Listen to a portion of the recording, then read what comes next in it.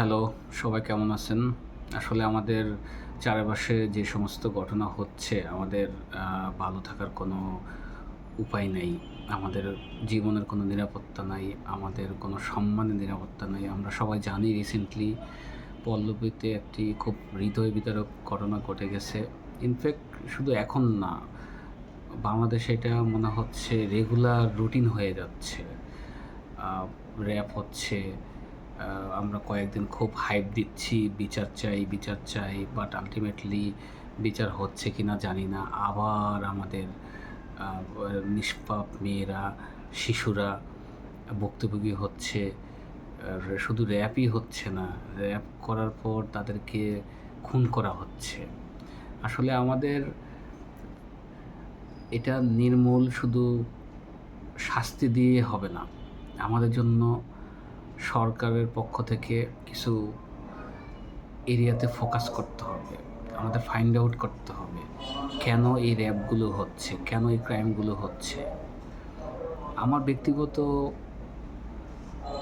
মতামত যদি প্রকাশ করি, তাহলে আমার মনে হয় একজন সুস্থ মানুষ এই ধরনের কাজ কখনই করতে পারে না।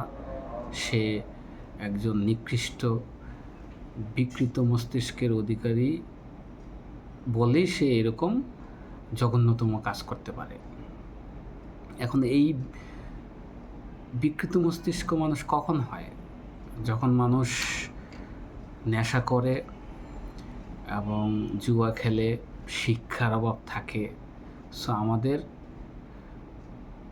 প্রশাসনে যারা আছে, ইনফ্যাক্ট সরকারের পক্ষ থেকে যারা পলিসি মেকার আছে, তাদেরকে আমাদের এই কয়েকটা জায়গায় ফোকাস করতে হবে। কোথায় নেশা হচ্ছে?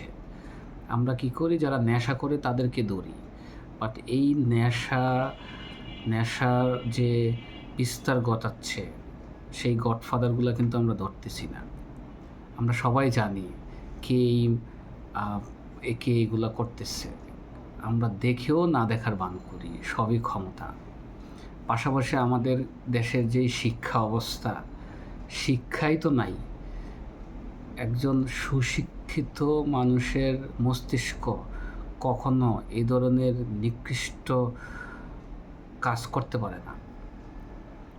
সো গভর্নমেন্টের প্রতি আমার একটাই চাওয়া, এরকম দেখানো বা বিচার করব, এই করব, এইগুলা তো অবশ্যই করবেন।